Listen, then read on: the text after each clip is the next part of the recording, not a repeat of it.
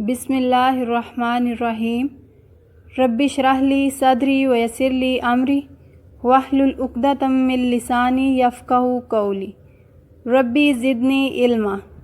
السلام علیکم ورحمۃ اللہ وبرکاتہ۔ امید ہے کہ آپ سب ایمان اور صحت کی بہترین حالت میں ہوں گے۔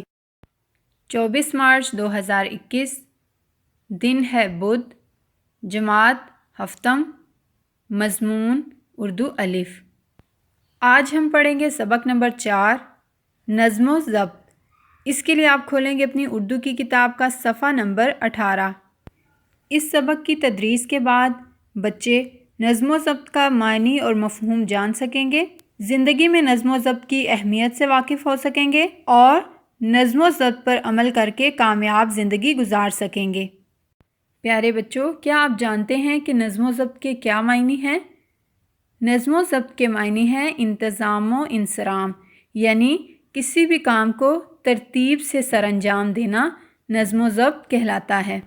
کیا ہمارا دین بھی ہمیں نظم و ضبط کا درس دیتا ہے؟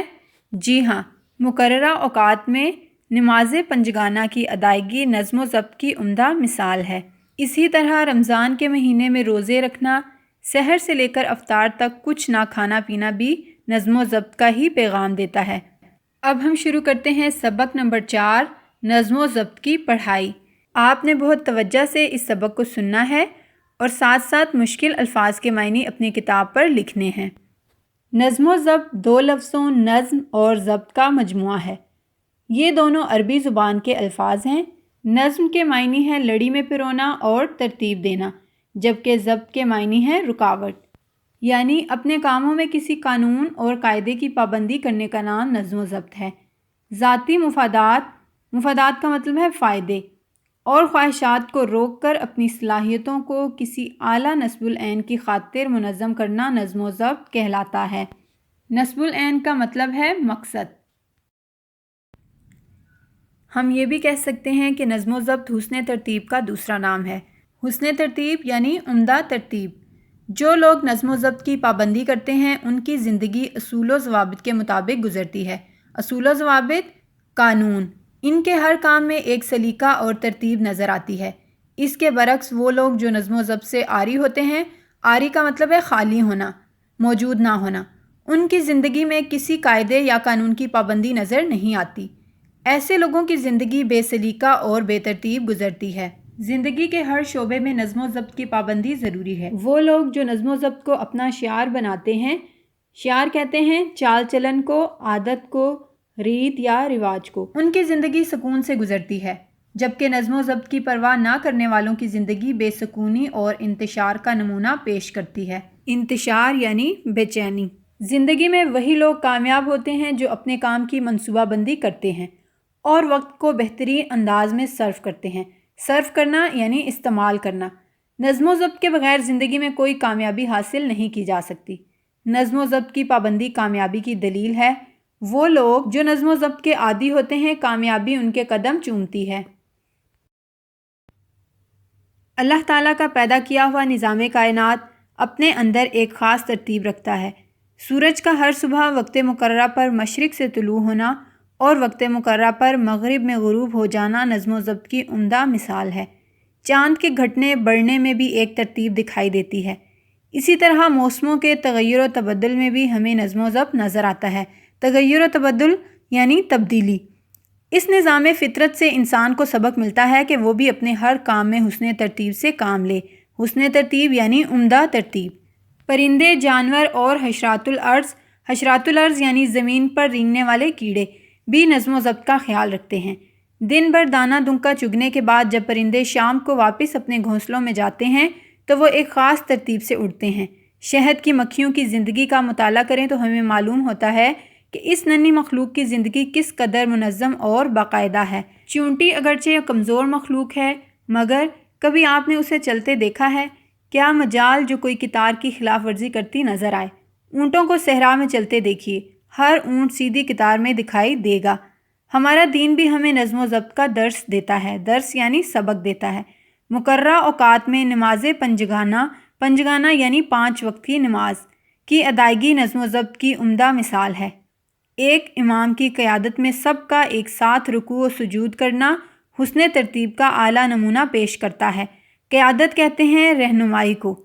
رمضان کے مقدس مہینے میں روزے رکھنا، سحر سے لے کر افطار تک کچھ نہ کھانا پینا بھی ہمیں نظم و ضبط کا پیغام دیتا ہے۔ مقدس یعنی پاک۔ حج کا فریضہ بھی خاص ایام کہتے ہیں یوم کی جمع یعنی دن، ایام میں انجام پاتا ہے۔ مختلف ممالک سے تعلق رکھنے والے لاکھوں مسلمانوں کا ایک ہی لباس میں ہونا بھی نظم و ضبط کا احساس دلاتا ہے۔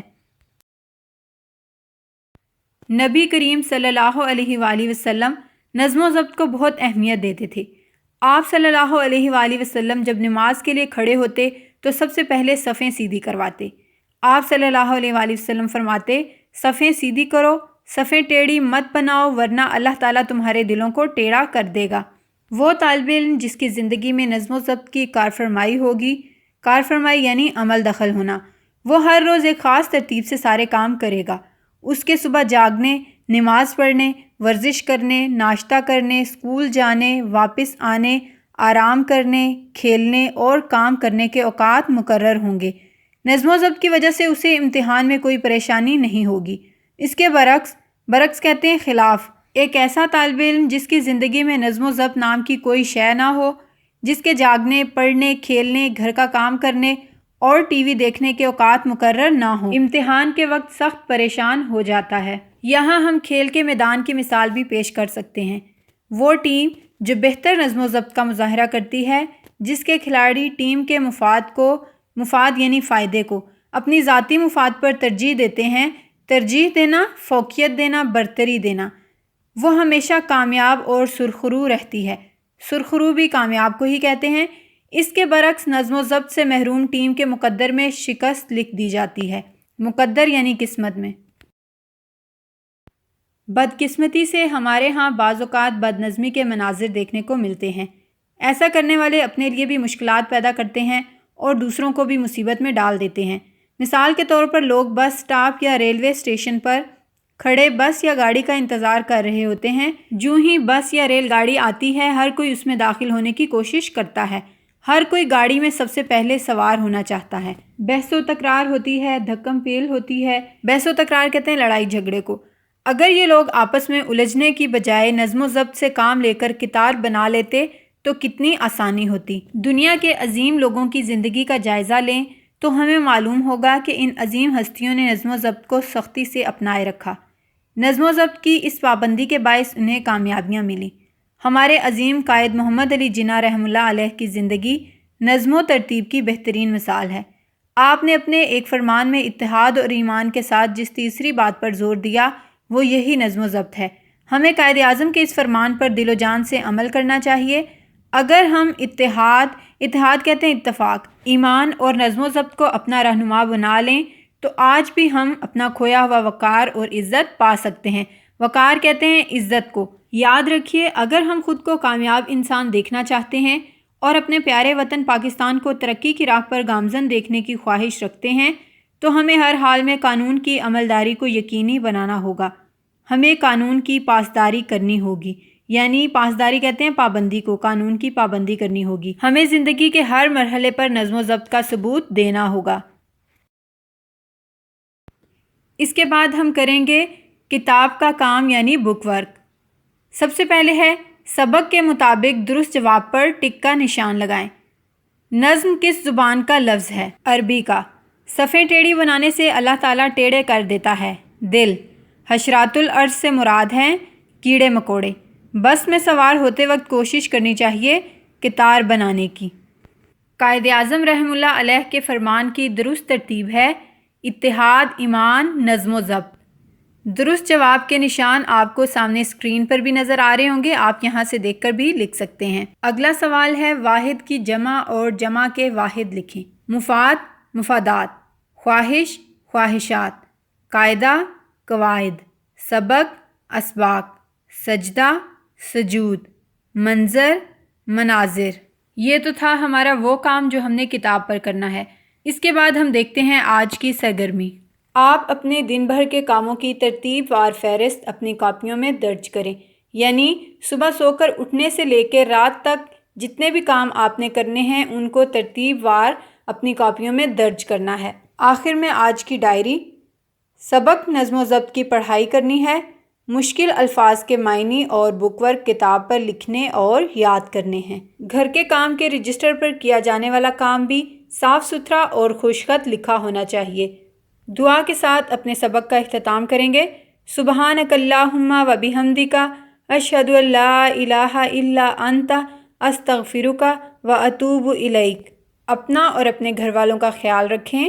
اللہ حافظ۔